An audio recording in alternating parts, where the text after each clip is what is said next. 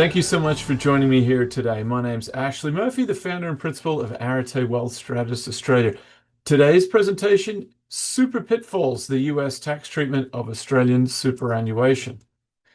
Let's get straight into it, shall we? So, of course, the very first thing I have to mention is the general advice disclosure. Tonight's presentation does not constitute personal advice, although the information sourced here has been sourced from what we believe to be reliable sources. Do note that all of my webinars, and there's about 72 of them, are up on YouTube. So if these are topics of general interest to you, namely cross-border Australian-US financial planning and investment topics, then please feel free to go check out my channel there. I did not do a webinar last month, but the last one I did was in October, and that was to do with estate planning. So today's topic is a very popular topic, so I'm not surprised to see a couple hundred registrants for today's topic.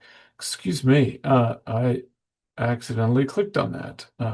Let's not do that. Sorry, 1 second here. Okay, a little bit about me. So I'm a tri-citizen of the US, UK, and Australia, raised in Australia, spent 20 years living in the US. Of that 20 years, let me see, about 15 of that was as a cross-border financial advisor. And I really came into this given my own circumstances. In moving from Australia, I realized I couldn't be the only one that was dealing with these complex cross-border topics. But what I found was that there was no books, there was no industry organizations, there was no advisors even that were focused on these particular topics. And so I've made that my professional life's work to delve as deeply as I can into these topics.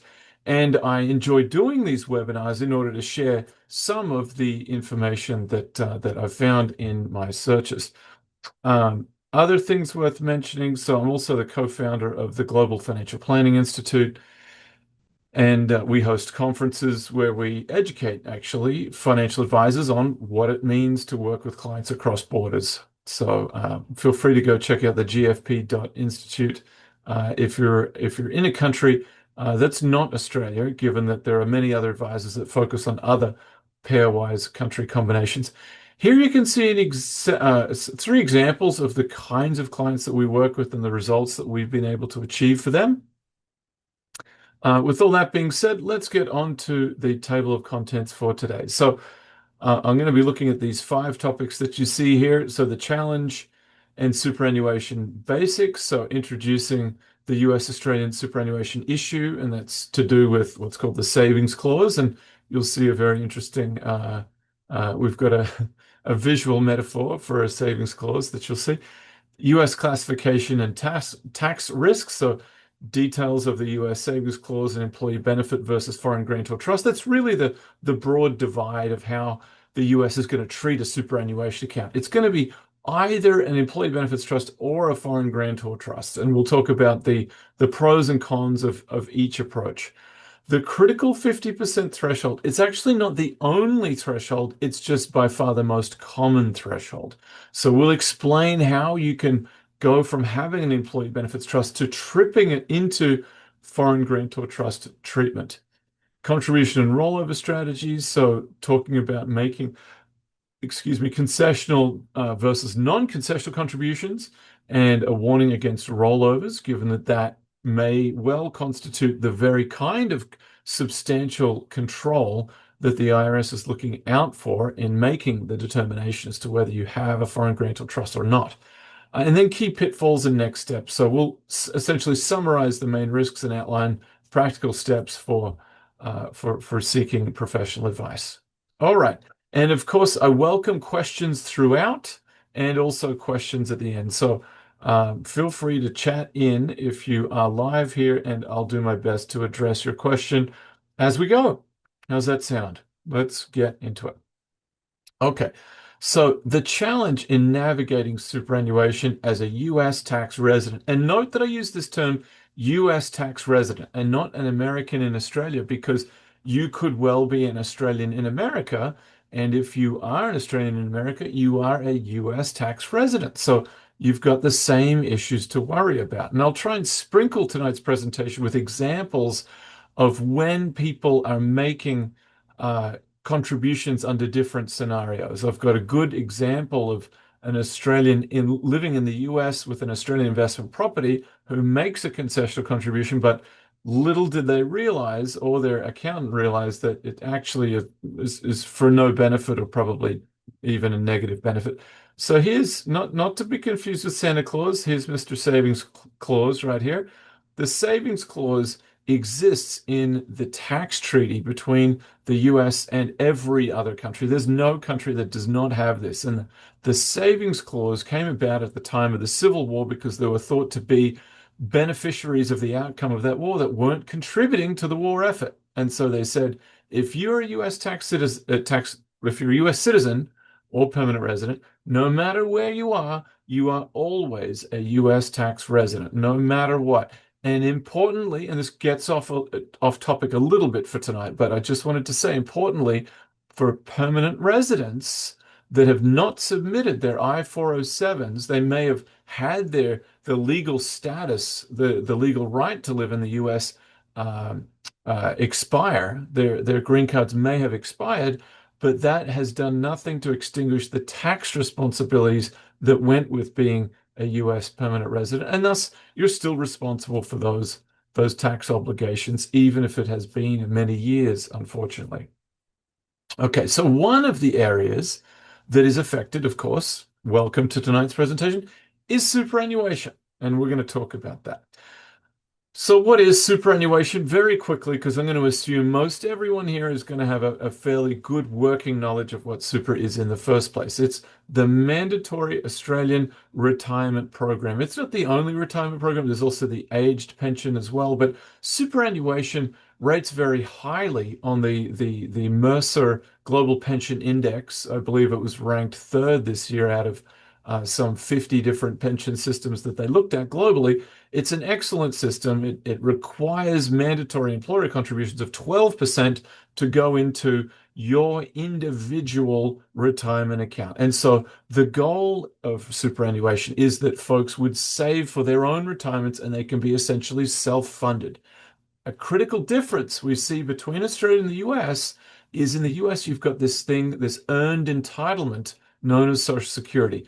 And it's funny to think about it, but Warren Buffett and other billionaires would use their walking sticks to make it out to their letterbox to pick up their Social Security check every month. Why? Because it's an earned entitlement. They've paid into it and they are entitled to a benefit. The Australian age pension, not so much.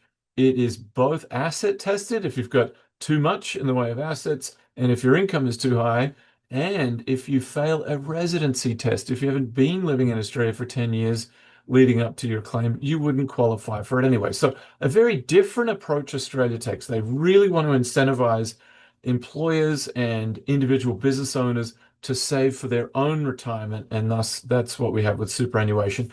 Broadly speaking, there's two types of contribution one makes to their super account. That would be the concessional contribution. This is the type that the superannuation guarantee contribution is. It's tax deductible to your income. Let me state that again.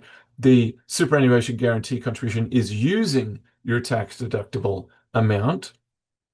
It is not then personally tax deductible to you, although it is not deemed taxable ordinary income to Australian tax residents only. You have up to $30,000 a year that you may contribute for concessional contributions.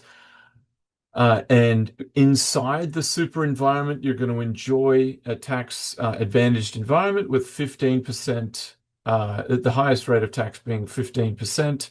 And sorry, there's a typo here, 10% for long-term capital gains. Non-concessional contributions will go in with after-tax dollars. The limit's substantially higher, 4 times the concessional limit, so $120,000 may go in. You're making post-tax contributions, and the benefit of that, tonight's not a presentation on all the ins and outs of super, but there is a benefit to that from the estate planning side, and that is when a non-superannuation dependent inherits that super account, it's going to be tax-free to them when those contributions are made with non-concessional contributions. So the preservation age, that's the age at which you may obtain your money from superannuation. Bad luck, unfortunately. Unlike the US, where with your traditional IRA, for instance, or with the Roth, it's a little bit easier again. You can get your money out really at any time. You just have to pay a 10% ordinary income penalty to do that.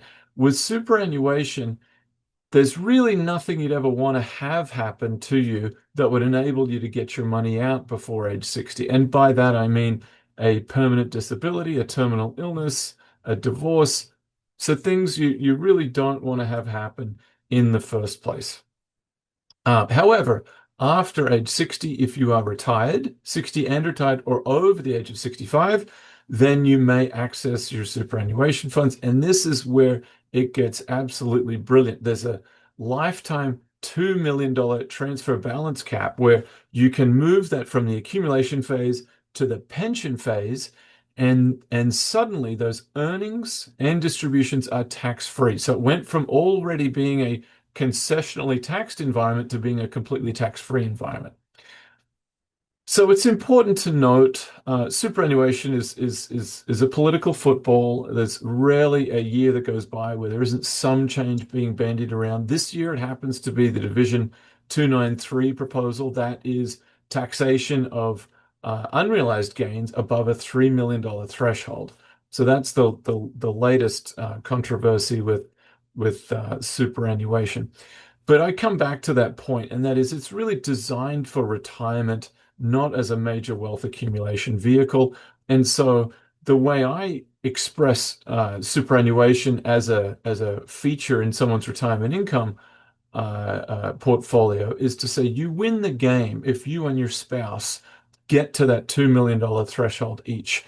In the pension phase, you're going to be required to take 4% of that annually. That's 80,000. It starts at $80,000 between the two of you, and then that's a healthy $160,000 tax-free income. So that's looking pretty good if you can retire on $160,000 tax-free.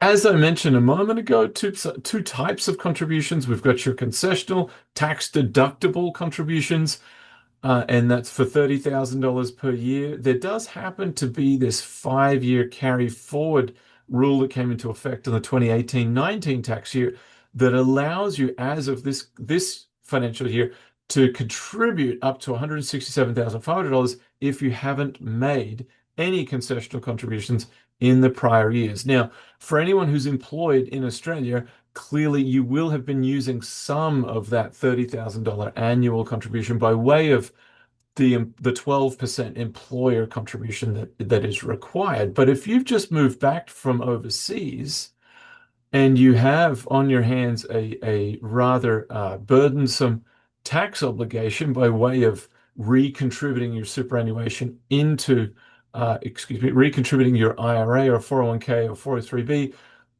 into your superannuation, then perhaps a way to offset some of that taxable impact would be through using that 5-year carry forward rule, or carry back as they refer to it in Australia. There's also the 3-year bring forward rule, which I'll talk about in just a second. So on the non-concessional side, as I mentioned, it's 4 times the concessional number. That concessional number of $30,000, it's indexed every couple of years. Before the 24-25 year, it was $27,500, and thus the limit was the non-concessional limit was 4 times that number, or $110,000. So every couple of years, there's an inflation indexation that occurs there. There is another rule with non-concessional contributions where you can actually, as the name suggests, bring forward up to 3 years of non-concessional contributions and make a one-time $360,000 contribution. I would tend to say that makes sense depending on how much you've got to contribute, but it may make sense to hold off if you find yourself within a few months of the end of the current financial year, because then you could make a $120,000 non-concessional contribution for that year, wait a couple months till the new financial year ticks over, and then use your 3-year bring forward rule to make a total of $480,000 in what could be, in theory, as few as a 1 month period of time, assuming you did that in the last 2 weeks of the financial year and then made the 360 in the first 2 weeks of the next financial year. One important thing I should mention about the concessional contribution carry forward rule, or carry back as it's called, is you can only do that if you have a balance of less than $500,000 as at July 30th of the prior financial year. So that opportunity is not available for everyone at all income levels. So an important note down here, as you can see, is all contribution types are counted towards your U.S. taxable income while you're a U.S. tax resident, regardless of Australian deductions or tax advantages. So this is important in two scenarios. The American in Australia, who's got earned income and is thus has a superannuation guarantee contribution being made in their name, that SG contribution is tax deductible to that individual, but the IRS, because they don't recognize superannuation as being a qualified foreign retirement program, the only program they do recognize, I believe, is the British system, and thus it's the British that allows this QROPS transfer to the US as well as Australia. So the US does not recognize it as a qualified retirement program. That being the case, it's just taxable income. This is where it gets interesting, and it took me years to get my head around this, and so hopefully I can do it in as short as a few moments with you here and now. Now, in theory, it is taxable income on the US side. In practice, it doesn't end up always actually being taxable. And here's why. If you're in Australia and you're making, let's say, 300,000 Australian dollars, the marginal rate of tax that you're paying is so much higher than what you would be paying on the US side that you accumulate what's called excess foreign tax credits. And so even though that superannuation contribution, which if you're making $300,000, your SG contribution would be 12, it comes up to be $30,000 based on a maximum income of $250,000. So 30,000 is contributed. Is that actually going to result in an additional tax bill to you? No, because the foreign tax credits generated on the Australian side would offset the tax deductible contribution made into your super account. So is it taxable if some tax nerd said, hold on, whoop, those super contributions are taxable US income? Technically, yeah, that's true, that's correct. But the full story is that the foreign tax credit provided by such higher rates of federal taxation paid in Australia really end up offsetting any additional tax that would be owed on those super contributions anyway. So that's an important distinction to make right there. The other scenario is the Australian in America. This doesn't happen quite as much. Of course, there are plenty of Aussies in America, but what I mean by that is in most instances, the superannuation account is going to be deemed an employee benefits trust. It's not going to be taxable anyway. But if you made a mistake, and we'll get to this is what's coming up in the coming slides. If you made a critical mistake and turned your employee benefit trust superannuation account into a foreign grantor trust, just what you don't want to do, then you could end up with taxable with Australian sourced income that is taxable in the US. And I'll run through an example of why it's fool's logic to make a concessional contribution while you're in the US. It's illusory. People think it's a good idea, but in actual fact, it's really not. Kess writes, the foreign tax credits in the US from superannuation contribution tax expire after 10 years. Okay, thank you for that. That doesn't change any. Thank you for that, Kess. I appreciate it. Doesn't change anything that I was just saying here, though. But it is important to know they can't be rolled forever and a day. What happens if you declare super as taxable income on your US tax return and the value of your salary and super contributions are offset by the foreign income? Oh man, that's a tricky one. That is a tricky one. So that would only work if your income was at a certain level, Mike. And Mike, I'm going to hold off on that one because I think my example does in fact deal with that. So you would have to be in Australia, an American in Australia, making about what is it? The foreign earned income exclusion is now what it's 110 or something like that. 110,000 US dollars equivalent. So let's call that 170,000 Australian dollars. Um, you wouldn't be taxed on well, or would you? 120 US. Okay, so let's call that 180,000 Australian dollars. How would that work? Foreign earned income exclusion. This is where we need a CPA to opine because I don't think the contributions to the super account would be deemed earned income because it's the result of earned income. I get that, but it's the contributions. I'm not sure they would be deemed earned income. So to this is just a guess. So I'm saying we need an international CPA to opine on that one, Mike. But I would think that even in that very particular income threshold, it still would be taxable income because it would not be earned income.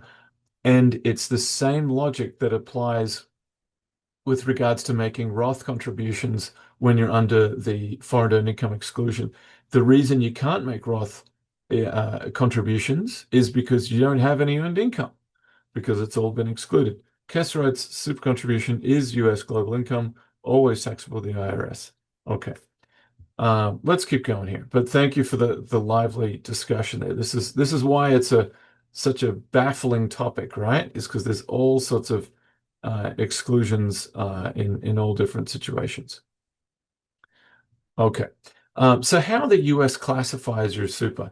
The IRS is really going to take one of two treatments to your superannuation account. It's going to treat it, hopefully, fingers crossed, and it's not always better, don't get me wrong, but in most situations, you would probably prefer employee benefit trust treatment. Why is that? Because you're not taxed on the growth in the current year. That's the big plus for the employee benefit trust approach. The big downside, though, is that you've established no basis in your superannuation account. In English, what does that mean? That means from the US point of view, when you take distributions from your super account, the whole thing is taxable income. It's all taxable income when you distribute the superannuation account if you've taken employee benefit trust treatment. Now, on the contrary, if you take foreign grantor trust treatment, the downside is that the growth is taxable on an annual basis, and that's not good. And it's even worse when I tell you something else in a moment. But the plus side is when you distribute the account, you have established a taxable basis. And so the distribution of the super account will be tax-free. So that's great. But here's where they get you. And this drives me nuts that this disparity exists between the US and Australia, and it's not addressed in the income tax treaty. So we know you have to pay concessional rates of tax on growth in your super account, but it turns out that tax that you pay in the super account does not generate a foreign tax credit. Does not generate a foreign tax credit. So you're paying 10% long-term gains, 15% short-term gains in your super account. The good news with foreign grantor trust, and I'll get to this in a moment, is that the tax character of the income or gain is preserved. So dividends are taxed at dividend rates. Long-term gains are taxed at long-term gain rates. That's all well and good, but you pay double tax because there's no foreign tax credit.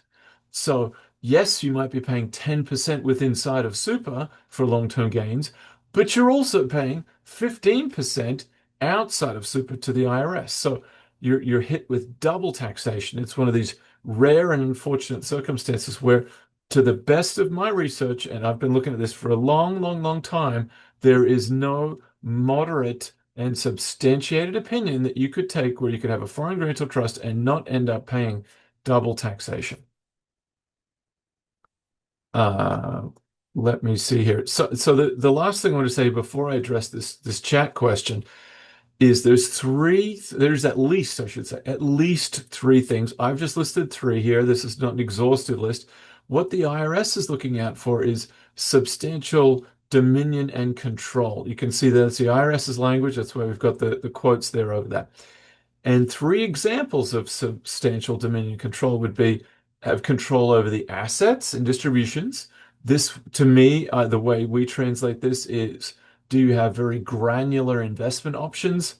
Oftentimes, within a super account, there'll be a menu of options where there's only a dozen investments to choose from, and they mostly mimic each other by and large, but they differ perhaps by risk tolerance. Sometimes you get super funds that give you a whole host of investment options to choose from. So there's a whole host of investment options to choose from, possibly. That could trigger foreign grantor trust treatment. Too frequent rebalancing, too much control over the investment choices, voluntary contributions exceed employer contributions. That's the main risk we look out for. And simply put, do you have a self-managed super fund?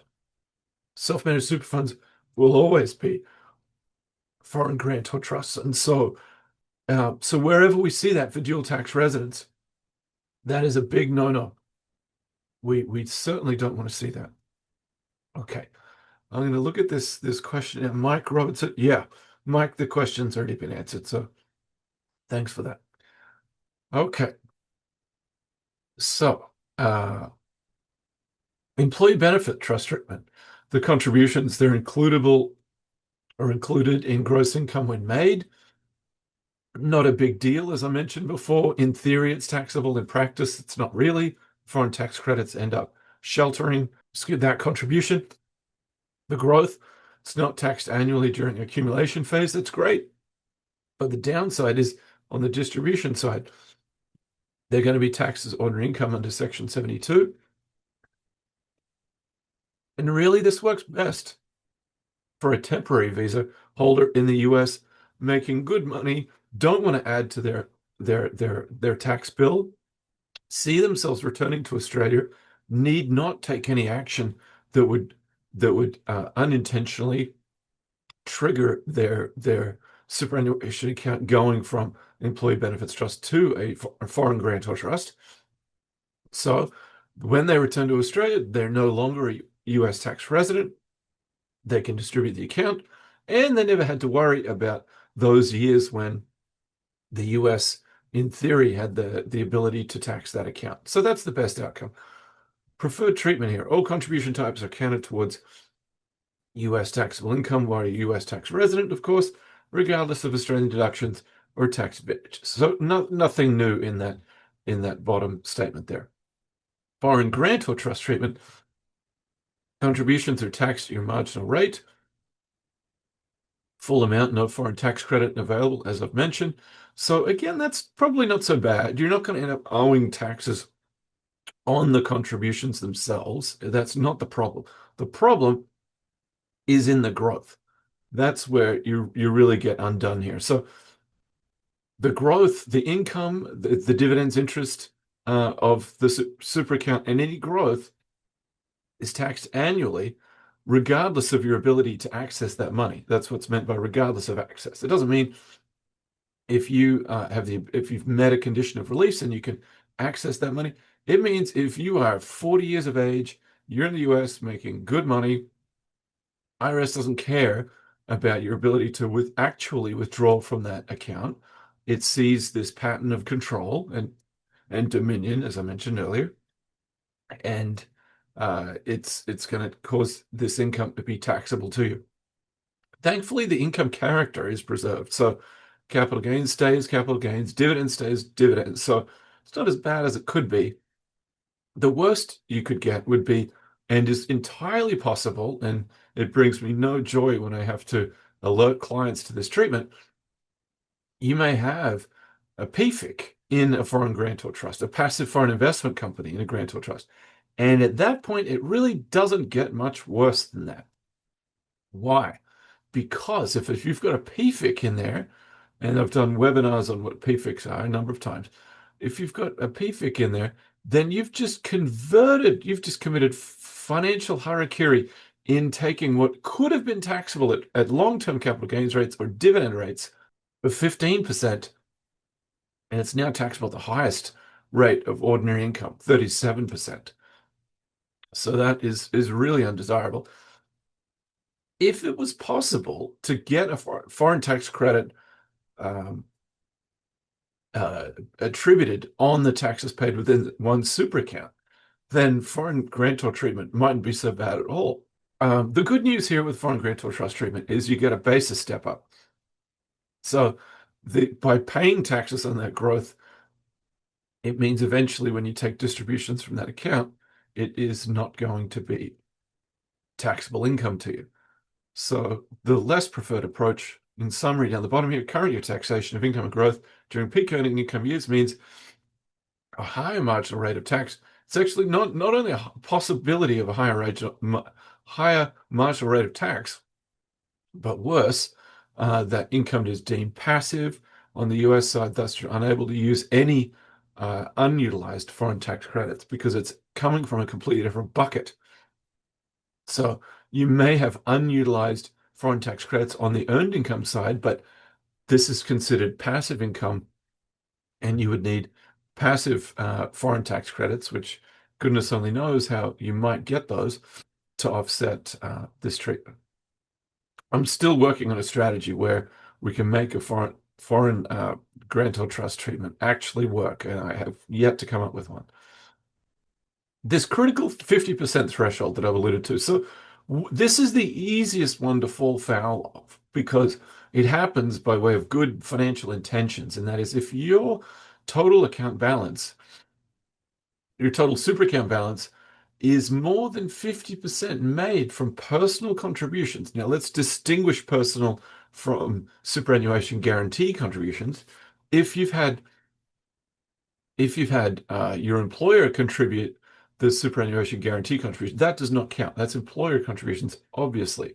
Whereas if you've been making personal concessional or personal non-concessional, that is counted on the personal side. And so if the personal side exceeds the employer contributions, you've just triggered the foreign grantor trust treatment. So that would bring up all the negative characteristics that I just went through on this slide.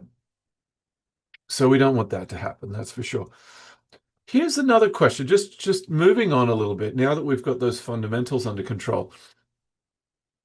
Here's a question that comes up, or a situation that comes up from time to time, and that is often folks move abroad, they still have an investment property, maybe it was their primary residence. They move abroad and they say, gosh, we're going to rent it out, we'll make some money, and then we'll make concessional contributions back to our super account from overseas. That way we don't have an Australian tax bill. We won't have anything to worry about. It's going to be the way to do it. Well, not so fast, because there's barely any situations where that results in a positive tax outcome. Let's take a look at an example coming up on the following page. We do need to start with this in mind, though, and that is your US tax rate has to be in the 24% bracket or below. That's below 32%, so 24% or below, including state taxes. So we're now narrowed down to Washington State, Texas, Florida, and Delaware, and a couple of others that have no state income taxes. You're single with taxable income of less than 197, or married filing joint less than 394. And you avoid foreign grantor trust status. So this is a tightrope walk of an extreme variety. So you can only make these concession contributions for a limited period of time before you would trigger foreign grantor trust treatment by way of making more than 50% of the account balance in personal concessional contributions. So we figure the most that you could benefit from this would be a 3% tax savings in total. And let me run you through just one scenario of this. So we've got a married filing joint couple. There's James and Janice living in Florida. They're relatively low income, $74,000, married filing joint, but they happen to have an Australian rental property, and that conveniently, for our numbers, makes 30,000 Australian dollars, or 20,000 US dollars at today's exchange rate, which by coincidence is actually around 66 cents. So if they made that $30,000 concessional contribution, they're going to get an Australian tax deduction, but not much. Not much at all. And here's why. Because from $18,000, from $0 to $18,000, you're in a 0% tax bracket. You're in a 0% tax bracket anyway. Then it jumps up to 16% from 18,000 to 30, well, it's actually up to $45,000, but up to that $30,000 limit, you're only paying 16%. So remember, what do we know about concessional contributions? There's a 15% contribution tax. So this was already a bad idea.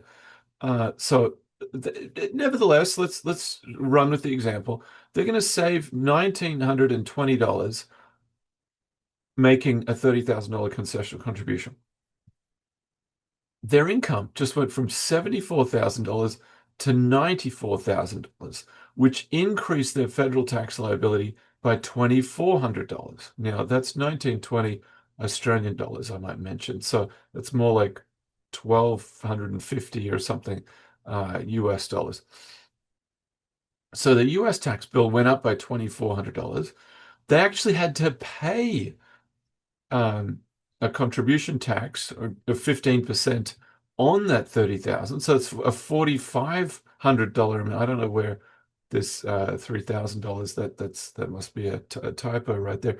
Contribution tax 15% on $30,000, $4,500 right there. So there's no tax benefit at all. It's actually negative. What they would have been better off doing would be making a non-concessional contribution, which doesn't have the optics of being as good because suddenly, if you get an Australian tax bill, you get a US tax bill, you get an Australian tax bill, feels like you're paying double tax. But if your accountant knows what he's doing, or she is doing, then they're giving you a foreign tax credit for the money that's already been paid in Australia. So you're not paying double. It just doesn't feel as good, I suppose, to think that you're getting an actual tax deduction from this. So the real risk, ongoing contributions could push you over that 50% threshold, as I mentioned before, triggering Foreign Grantor Trust on the entire contribution. I'm just going to fix that because I apologize that error was there to begin with. Non-concessional contributions, better option for most Americans in Australia would be the non-concessional contribution. So you're paying that money with post-tax dollars. To me, it's really the reason why a purely US tax resident would contribute to a Roth IRA at all, or historically until now. By the way, they're changing the rules as of next year. The One Big Beautiful Bill changed that such that 401k catch-up contributions above an income level of approximately 150,000 US dollars needs to be made with Roth money. And that makes perfect sense from the IRS's point of view, but not so much from the individual taxpayer's point of view. So the reason you would do it is because you've got the choice of either keeping that money in an after-tax taxable environment where it's going to be hit at your marginal rate for long-term capital gain. Well, it's actually half of your marginal rate at the long-term capital gains rates. You're going to pay taxes on dividends, etc. So you could either do that in an after-tax environment or put it into super where it's concessionally taxed. So when given the choice, do you want to pay full taxes on any growth or concessional taxes? Obviously, you're going to be better off with concessional taxes if you've got the cash flow to be able to afford to do that in the first place. So again, all the same benefits of super. You can get it after age 60 if you're retired or after age 65 and you're still working. And then, of course, keep that balance below 50% so as not to trigger foreign grantor trust treatment. The rollover trap. All right, so this is a very, very, very common one too. And it affects all of us that are dual citizens or dual tax residents. So rolling over your super while a US tax resident can be viewed as constructive receipt. So this is this illusory logic that the IRS sometimes operates by, where because you've rolled it over, the IRS says, well, hold on, if you can roll it over, that means you could probably take receipt of that right into your pocket. Wrong. We know that. You can't get your money out of super until you're 60 and retired or over the age of 65. The IRS doesn't see it that way. They're like, well, if you could roll it over there, you could probably roll it over anywhere. So we're just going to tax you on the full balance of that account because that's what we think has happened here. The IRS hasn't issued any public rulings on super rollovers. This is just our interpretation from the control doctrines that you heard us mention a little bit earlier. And risk is particularly high if you're classified as an employee benefit trust. The exception here is if you're already classified as a foreign grantor trust, rollovers are treated as transfers of after-tax funds, so it's not taxable again. Okay. Um, let's carry on here. So, impact of your residency status. If you're a US temporary resident coming to Australia for a couple of years, you may actually be able to opt it. Depends on your situation. If you're employed, I can't see it working. But if you were a business owner, a US business owner coming to the US for a short period of time, you could say, hey, my facts and circumstances tie me back more closely to the US. If you're renting in Australia, if say your kids are enrolled to go to high school back in Australia or in college, perhaps that would be very early if that was the case. But if somehow you've got facts and circumstances that tie you back to the US, you can say, I'm actually not a tax resident of Australia because my facts and circumstances bring me back to the US. So in that case, that's really the best scenario. That would mean you don't even have to get into this quagmire in the first place. You can stay out of it. Don't contribute. Continue to contribute on the US side, especially if you see yourself going back there. US permanent resident. Okay, well, not much you can do, unfortunately. So if you're in Australia, you must contribute to superannuation. You don't have a choice about that. So favor non-concessional contributions while keeping your balance below that 50% amount to avoid tripping. What are we worried about? Foreign Grantor Trust treatment. We don't want that. The US citizen in Australia, it's the same deal, going to be mandatory if they're working and resident. Favor non-concessional contributions. Strategic planning may be required there. My thinking on this one is if you could design the ultimate pay package and super contribution strategy, it would probably look like this. It would mean employer contributions. This works even for business owners as well. You'd pay yourself a salary of $249,000 so as not to trip Division 296 treatment, which results in a 30% superannuation contribution tax. We don't want that. So you pay $249,000. You get nearly a $30,000 concessional contribution or superannuation guarantee contribution, same thing effectively. And then you'd make a separate $29,000 non-concessional contribution. $29,000 is less than $29,900, stays below that 50% balance. You've got employee grantor trust treatment. You'd have to have your investment choices set up and pretty well established before you even get this going. So that way it just goes into the correct super account from the get-go, auto rebalanced, and you're off and running. Last here is the Australian tax resident. Well, they don't really have a problem with this because obviously superannuation is designed for Australian tax residents, mandatory if employed. And really the recommendation is max out both concessional and non-concessional until you hit that $2 million threshold. Even then, probably still makes sense to get to the 3 million. That last million between 2 and 3 won't enjoy as many tax concessions as that first 2 million will when that's transferred through to the pension phase. Mike Robertson says, when you say rollover, do you mean changing super providers? I don't mean changing super providers. I mean taking the balance in let's say you move from Australian Super, which is the name by, as many of you know, of the largest superannuation fund in Australia. It's called Australian Superannuation. If you move from Australian Superannuation over to some industry fund and you took your balance from Australian Super over to this other place, that is called a rollover. It's not merely changing your super providers. It's moving that balance as well. So the super pitfalls, key takeaways. Pitfall 1, the savings clause. This is bad news for every US permanent resident or citizen abroad. There's a residency-based taxation proposal that there's a Facebook group. Karen Alpert runs it. Someone I'm sure is going to remind me. They'll write in, just having a mental blank on that right now, as I try not to cough. And they're saying we need to fix the tax treaty. Actually, that's what it's called. It's called fix the treaty. So fix the tax treaty is what needs to be done there because it's inherently unfair that US citizens and permanent residents have this double taxation burden to deal with in the first place. Pitfall two, 50% threshold. Keep your contributions to your super account below 50%, thus avoiding foreign grantor tax status. Pitfall three, annual taxation. If you do trip this foreign grantor trust treatment, you're going to be taxed annually on that, and you get taxed inside the super fund as well. So it's a rare instance of double taxation. Bad news. Pitfall four, limited tax benefits. Concessional contributions rarely beneficial for high earners in the US.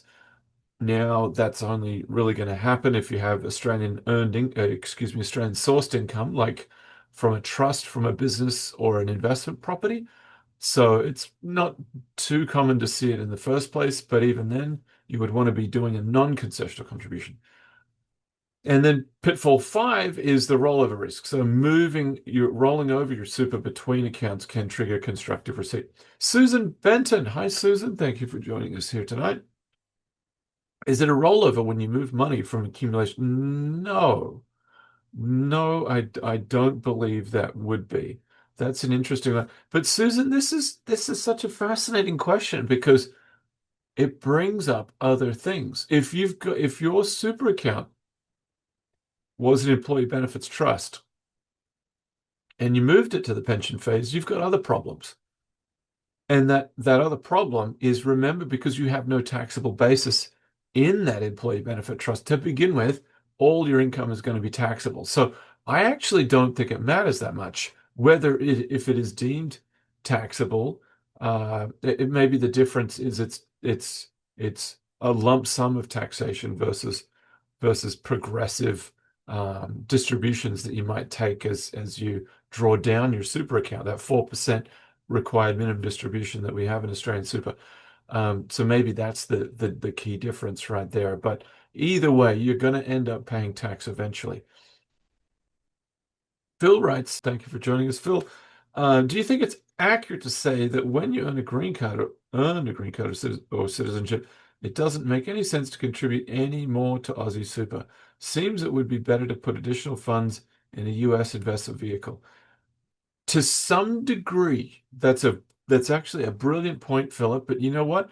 If we had a 2 or 3 hour long webinar, and I'm sure there'd be many, many people that would love and have a high penchant for boring financial planning topics that would join me for something like that. Obviously, I don't think it's boring, but I said that to be self-deprecating. Here's the thing. No, the answer is no, because Australia takes a dim view of the US retirement accounts when you're an Australian tax resident. There is an opportunity for a step up in basis before you return to Australia. But once you're in Australia, if you contribute to a 401k or a Roth, you're really not doing yourself any favors at all. The simplest and best type of account to hold is a simple taxable brokerage account. For the US tax resident, it's a simple taxable brokerage account because the treatment is uniform, because capital gains are sourced to your country of residence. You're not going to have to deal with foreign tax credits. You only owe it in one place. There's often treaty language that deals with dividends. So taxable brokerage accounts are actually the simplest place to go. But it's frustrating because it means that the retirement vehicles that the Australian government and the US government have established for their own citizens are not accessible, that really don't make sense for dual citizens in the same way. For most Americans in Australia, you would want to accept your mandatory employer contributions and hope and pray that maybe this residency-based taxation bill takes hold by the time you retire. You don't have to worry about any of this stuff because it all just goes away. Consider non-concessional contributions if planning to leave US tax residency soon. Provides tax advantage growth with some flexibility. Sorry, got to correct that typo there as well, and because it's not tax-free.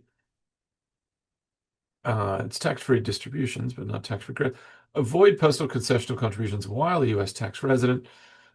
We've been over that a few times, and don't roll over your super account without expert advice.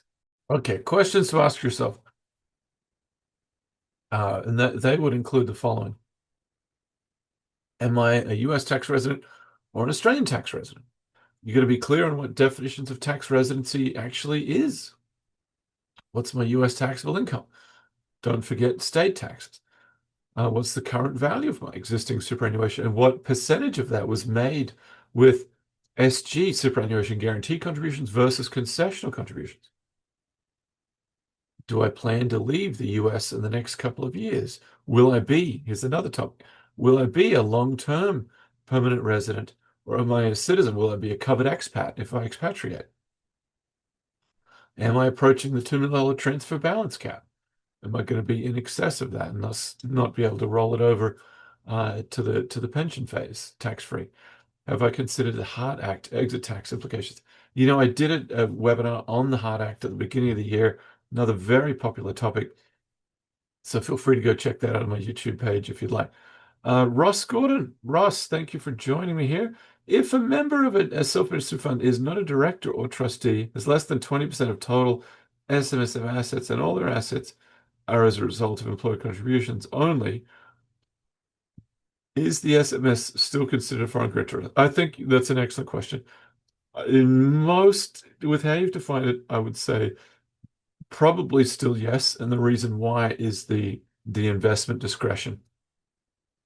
If that minority member, less than 20%, if that minority member didn't have any control over investments, and more importantly, the trustees weren't changing investments often, then and only then I would say you probably would be okay. So next steps. Review your current super. You can log into MyGov or contact your fund for your account statement. Identify your tax status, as I mentioned earlier. Calculate your marginal tax rate. That is in the US. Of course, it gets complicated. There's good calculators online. Smart Asset has got a decent tax calculator for every state, so it includes state income taxes. Assess your contribution split. That is what's guaranteed, what's SG versus personal discretionary. Seek professional advice and document your strategy so that you can withstand an audit if that day should ever come. Bottom line here is super is a powerful retirement savings vehicle, but the US tax interaction requires expert navigation, as you probably gathered here from today's webinar. Next month, actually not next month, next week, for clients only. It's hence client only webinar. Doing a book review of which I do every year as a year-end client appreciation event. Actually, it's varied from year to year. We've had virtual cocktail happy hours. We even had the one I was most proud of. We had the director of the Harvard Adult Development Study, whose name escapes me right now. It's Bob someone, Dr. Bob someone. We had him on a few years ago talking about the incredible power of relationships and how that makes it actually makes a greater difference to longevity projections than health alone as an indicator does. So in that theme, we're reviewing this, or I'm reviewing this book here, The Five Types of Wealth, where Sahil Bloom talks about time, social, mental, physical, and financial wealth. So that's for clients only. That's next week. Clients should keep a lookout for that invite. And that really brings us to the conclusion of today's webinar. So if you are holding back with your questions, now would be the time to write them in, if you would. I wish I had learned how to juggle, so while you're writing those questions, I could do something entertaining, but unfortunately, I never learned to do that. So just giving folks a minute to get those questions in there. And I'm just going to run through the attendee list here, see who's joining us here tonight. Andrew Taylor, good to see you. Some other regular folks, glad they made it on. Let me see here. Gerald, good to see you as always. Let me see as well. Jonathan Upson, good to see you. I replied to you just today. Apologies for the delay. Karen, good to see you. Forward to talking in a month. Kess, I hope your call with Caitlin went well. Christy, good to see you. Nick, good to see you. I hope you're well. I'm sorry we missed each other the week before last. Peter Wakim, good to see you as always. Who else do we have? And that's about it. Okay, other questions that have come in. So, well, What is the current age for oh man, the current age for mandatory distributions? I am not sure on that. I feel I can answer that confidently on the US side. It's 74, April 1st following the year in which you turn 74 uh, and a half. But for super, I think it's between 70 and 75. Someone I'm sure will find that answer very, very shortly. Let's see. Next here, where was I? So the questions are coming in and they all reorder when that happened. Next, Kess, how much does the IRS tax versus ATO when you make a distribution from super? It depends. Kess, that's an excellent question. That's an excellent question. And here's why. Because I didn't underline that point when we were going through that. And that is if you hold an employee benefits trust, then you need to establish a tax basis in it. And that right there, I can tell you confidently, is above my pay grade. That's your international CPA's job to do that because there are, in fact, a couple strategies that the CPA can employ to say that your basis is not zero, that your basis is something higher than zero. Because if it's something higher than zero, then that means that not all of the distribution is taxable. So that's the first thing I would point out there. But otherwise, it's really just going to be the difference in the federal marginal rate. So if you're married filing separate filer, let's say you're married to an Australian citizen, then you'd have to take the married filing separate rates and whatever that is. On the whole, you're going to find that the Australian rates are a little bit higher, so you'll get a foreign tax credit that'll offset the US. You won't end up with a double tax bill, I don't think. Gerald, an hold on. An Australian contributes to super before coming to the US. Okay, yes, I'll take that as a fact, and that's to be concluded. I'm not seeing the question in that. Australian contributes to super before coming to the US. Right. Okay. So I'll assume you're going to finish your question a little bit later down. Jean-Marie writes, as a US citizen living in Australia, staying in Australia, can I move my IRA and 403b to my super here? No, you cannot, because they're not deemed to be qualified foreign retirement accounts. So as a US citizen, if you're staying a US citizen, which I presume you are, then you're going to have to wait till age 59 and a half to be able to distribute those. Gets complicated in how to distribute that because the short answer is you probably want to do it over a period of time to avoid spiking your marginal rate in any one year by taking a lump sum distribution. Jennifer Harris, how does the IRS tax the pension phase from super? Okay, this is actually the same question that Kess asked, and that is it depends on how the IRS was treating your superannuation beforehand. Was it an employee benefits trust? If so, what's the basis in it? Probably very little. In which case, the amount coming to you, the taxable amount, is going to be added to your ordinary income. So in that instance, and maybe I made a misstep in what I said to Cass. No, I don't think I did. I think with Cass's question, I didn't factor in the pension phase. So on the pension phase, your tax obligation is going to be on the US side because you're not paying any tax on the Australian side. Because it's tax free on the Australian side, you're only paying tax on the US side. And your goal is to try and argue and get as high a basis as you can in that superannuation account on the US side. Okay. Is the 15% paid to the Australian government counted? It's not. That much I also know for sure.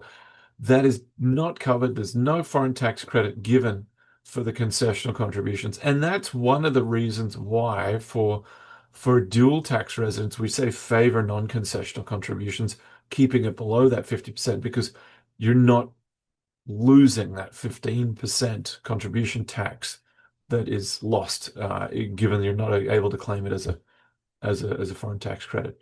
So Gerald continues here, moves to the USA. So Gerald, I'm going to try and link your sentences together. Okay, it's all coming together. So you got sorry down the bottom there. I'll get to that when I get there. Christy, good to see you. Would changing between mutual funds in the same super account trigger grantor trust status when individual component of super is small part of super. I think something as negligible as that, probably not. Probably it's not up to me. I would say if you really want to be comfortable in your answer, then you take that from the international CPA. Someone like a Brad Murphy, for instance, or the good folks from expat US taxes, someone like that. But I would be, I think it would be highly unlikely if it was a infrequent rebalance of a minority amount. I don't think that could be deemed to be substantial control and dominion. Kerry, hi Kerry. If you're in the US for less than 5 years on the highest tax bracket and only tax resident of the US, are you better to boost contribution to 401k and then when you return to Australia and only Australian tax resident withdraw 401k, put it into super? Yes, that's actually a very simple yes for me to answer that question. Assuming you are not a US tax resident when you return to Australia, then yeah, that's a strategy that we help folks with all the time. David Carter, I'm Aussie living in the US as a permanent resident, likely to become a citizen soon, have 100 grand in super, was going to do non-concessional up to the 49% threshold. Is this worth it? If you're staying there, I mean, so that's the thing, you're going to become a citizen, then I would say no. I would not see the point in that. You're creating something that could have no taxable basis. You'd be better off just contributing to a taxable brokerage account in that instance. I wouldn't see the point in funding that in super. You're staying in the US, which means someday you're eventually going to be distributing your superannuation account and you're forestalling that conversation where the IRS is going to look at your super account and either call it a foreign grantor trust, in which case you should have been paying taxes all the way along, or an employee benefits trust, in which case you pay taxes as distribution. I don't see what you gather from doing that. You might say I gain tax concessional growth within the account. Yeah, but if it comes out and it's all taxable, I don't know if you end up ahead. That's the kind of thing where it's probably a six or a half dozen, or maybe five or a half dozen situation where you'd need to do a spreadsheet analysis to see where that difference is, and it is going to be negligible. It's going to be absolutely tiny. Gerald, okay. Australian contributes to super while in Australia. Okay. Moves to the US. How are distributions from the super if there's no control of how the super funds are invested? How are distributions from the super? Well, I don't know what you mean by how are distributions. How is the super taxed in that instance? It's probably an employee benefits trust. How are distributions taxed? This is an interesting one, Gerald, because you may have unwittingly given the example of where you do have a basis in the superannuation. You could say, well, this is before I became a US tax resident. This was done under a foreign retirement scheme. Um, I shouldn't have to pay. I don't have a zero basis on that account because I had that balance before I moved here. I'm not sure. Would that hold water with the IRS? Maybe, maybe not. I don't know. That's your international CPA question right there. Jennifer Harris, what do you mean by the basis? The basis is the technical tax term for the point at which you owe taxes. So, example, if you had a stock that you bought for $100 and sold for $200 per share, your taxable basis is $100. So everything above $100 is going to be taxable growth. So in the context of the superannuation account, that's to say you have some taxable basis. There's some point at which you don't owe tax because it's considered a return of capital, a non-taxable return of capital. So you're only taxed on the point above that. David, do I have to report FBAR super only if it's a foreign grantor trust, not if it's an employee benefits trust? Jennifer, you say for tax-wise in the US it's 70 or 75, then it's 60 or 65. That is, does advanced age soften the IRS approach? I don't think it makes any difference. I think you probably would have very bad luck to be caught, if you were severely non-compliant, then sure, you're asking for trouble. Um, but I mean, I think the simple and silly answer to your question, Jennifer, is you've got fewer years to worry if you're at 70 or 75. How about that? That's probably the only thing I could say there. Has the concept of the employee benefits superseded the government super of Article 19 in the tax treaty? Let's come back to that. Greg DeWitt, how is super treated if one renounces citizenship? That's a great question, actually, Greg. So the balance of the account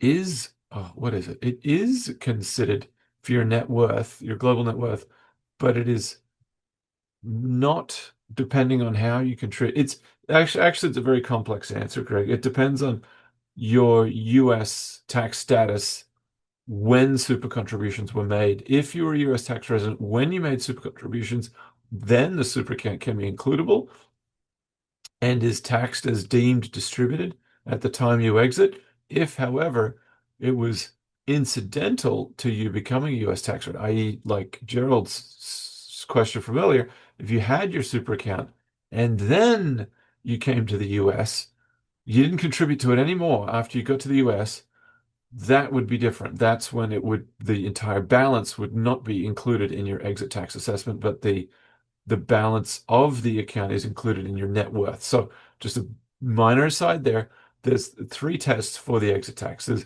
you have a global net worth in excess of 2 million? Did you have a federal tax liability average over the past 5 years of 205,000 US dollars? And are you current on your state and federal taxes for the past 5 years? The $2 million global net worth gets everyone because they include what's in your 401k, the value of your house, the value of that joint account you've got with your partner, and your superannuation account. The difference with the super account, though, is that when it comes to assess the exit tax, if you meet one of those three criteria, they are not going to tax you on that if you didn't contribute to it whilst you were a US tax resident. And lucky last, how's the basis calculated for minimum super distributions? I don't even know what you mean by that, Mike. How is the basis calculated for minimum super? Depends on what your that's kind of like how long is a piece of string type of question, because whatever the basis is, given your fact pattern, I have no clue what that would be. Cass, I said last but not least, but only because it's you, I'll consider this one. Does contribution tax, yes, paid to the ATO for an employer, generate a foreign tax credit? No, it doesn't. And I'm sure it doesn't. The contribution is part of your global wages that both jurisdictions will tax. True, but here's the kicker, Cass. The kicker is the way the foreign tax credits are determined is who is legally liable for the tax. And it's not you. It's the super fund trustee because it's a contribution tax paid by the super fund. And that's how that happens. I get that upon distribution pension phase, you don't get credit. Well, that's the answer to your question. Hey, thank you so much, folks, for joining me here today. Uh, have a wonderful, wonderful rest of your December, and I'll look forward to seeing some of you in the new year. And otherwise, please don't keep me or Arate Wealth Strategies a secret if you know of someone who we may be able to help. Thanks so much. Good night.